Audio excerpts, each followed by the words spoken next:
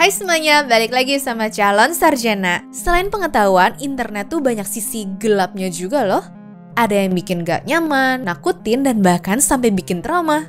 Udah penasaran? Hai, aku Jenny dari calon sarjana, dan kali ini kita akan bahas 5 rekaman di internet yang paling disturbing dan juga menyeramkan untuk dicerna. BTW, kalau kalian suka video ini, jangan lupa kasih like, share, dan subscribe-nya ya.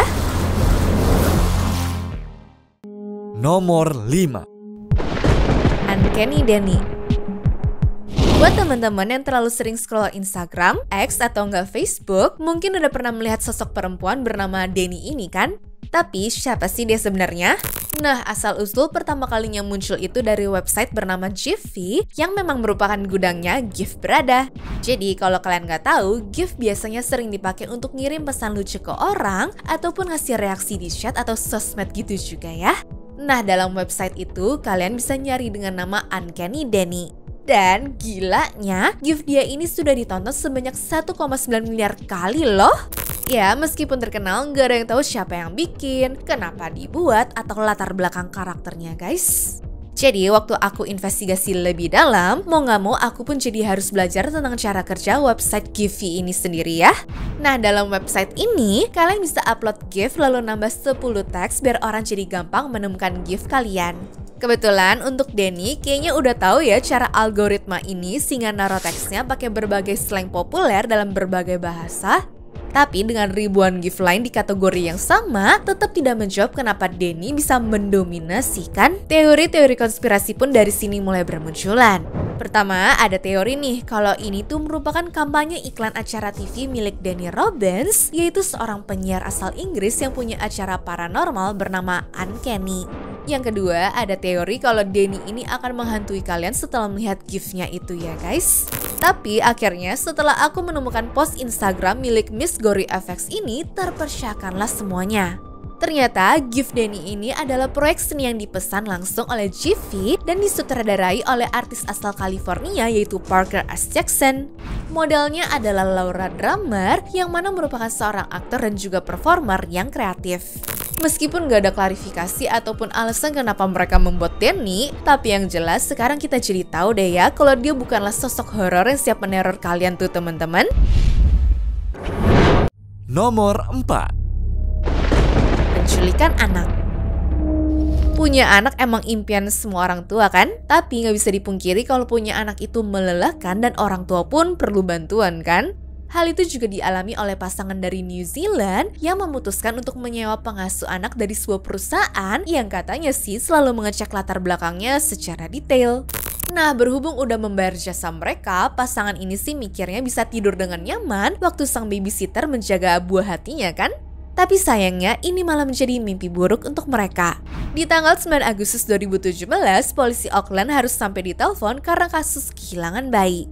Lihat dulu deh ya rekamannya ini.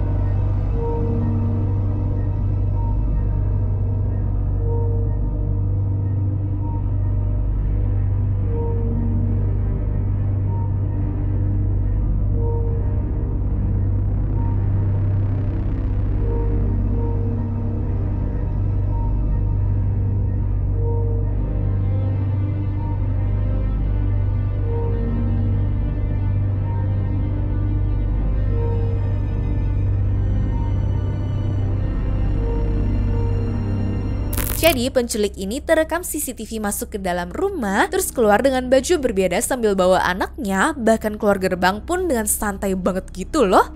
Selama 7 jam, orang tuanya bagaikan berada di neraka karena polisi juga perlu waktu kan untuk mencari pelakunya. Tapi setelah melihat gerak-gerik dan juga investigasi sana-sini, akhirnya mereka menetapkan kalau pelakunya adalah orang terdekat yang sudah tahu rutinitas dan juga keadaan rumah mereka. Dari situ, polisi akhirnya mengejar dan berhasil menangkap sang pelaku yaitu Nadine Faimuna Kautogiavalu dan sepupunya Sydney Taulapapa. Fun fact-nya, Nadine ini merupakan babysitternya yang dipilih itu loh. Gila kan? Anak baru umur 11 hari malah diculik untuk dia sendiri guys. Setelah diinvestigasi pun, ternyata Nadine memasukkan track recordnya ke perusahaan, bahkan pura-pura melakukan photoshoot seakan-akan hamil seperti ini nih. Alhasil hakim pun mutusin kalau hukumannya berupa 3 tahun penjara ya guys. Tapi anehnya dalam 3 bulan wanita ini tuh sudah dilepaskan, yang mana diganti dengan ngelakuin 400 jam kerja masyarakat serta bayar ganti rugi $2.000 atau sekitar 31 juta rupiah ke orang tua si korban. Bahkan sepupunya yaitu si Sydney bisa keluar dari pengadilan tanpa dapat vonis hukuman apa-apa juga loh. Yang jelas, perubahan hukuman ini bikin sang korban marah banget lah. Apalagi jelas membuat masyarakat resah karena di kemudian hari bisa aja kan dia berbuat hal yang sama atau lebih parah ke anak yang lainnya. Nomor 3. Gracie May Thompson. Beberapa bulan lalu ada anak perempuan bernama Gracie May Thompson yang hilang begitu saja. Media sosial segera dimanfaatkan untuk mencari tahu keberadaan dari sang anak ini ya guys. Dalam salah satu posan ada yang mengaku sebagai ibunya. Dituliskan kalau sang anak sudah hilang dari tanggal 22 Juli tahun 2024, umurnya 15 tahun, rambutnya blond namun sebelum hilang dicat hitam, dan pakai baju serta celana pendek berwarna hitam juga. Waktu mendengar atau ngebaca seperti itu, hati kalian pasti langsung pengen ngebantu kan? Tapi sayangnya post ini ternyata palsu. Itu cuma karakter fiksi yang dibuat sebagai bagian dari penipuan. Soalnya Gracie Thompson atau entah siapa nama asli dari anak perempuan ini aslinya nggak pernah hilang kok. Foto-fotonya memang nyata. Tapi ini tuh dicuri dari akun orang lain tanpa sepengetahuan mereka. Bahkan kalau kalian search di Google, banyak berita kehilangan Gracie ini dengan lokasinya yang berbeda-beda semua ya guys. Ada yang hilang di Odessa, di Stockton, di Detroit, bahkan sampai di Corner Brook segala loh. Tapi buat apa sih ngepost seperti ini? Nah jawabannya, para penipu ini tuh mengincar orang-orang yang punya empati dan juga cenderung ingin membantu. Nantinya para korban akan diminta uang agar mereka melanjutkan mencari anaknya dengan menyewa detektif bayaran sendiri. Bahkan postannya tuh kayak begitu kadang sering dipakai sama hacker untuk menyebarkan virus yang berbahaya loh. Jadi sekali klik suatu link, informasi pribadi kalian bakal langsung dicuri. Makanya hati-hati ya guys. Niatnya mungkin kasihan pengen ngebantu anak hilang, ujung-ujungnya malah dimanfaatin sama orang jahat. Jadi kalau teman-teman ngeliat ada kasus orang hilang begini, lebih baik tetap hati-hati untuk nge-share atau jangan ngeklik sembarangan ya guys. Nomor 2. Rosangela Almeida. Pada Januari 2018, Rosangela Almeida dos Santos adalah seorang wanita berusia 37 tahun dari Brazil yang dinyatakan meninggal dunia oleh rumah sakit akibat serangan jantung dan juga shock septic. Besok harinya dia dimakamkanlah secara tradisional. 11 hari kemudian, penduduk setempat ngelaporin tuh guys kalau mendengar suara teriakan dan juga ketukan dari dalam makamnya ini.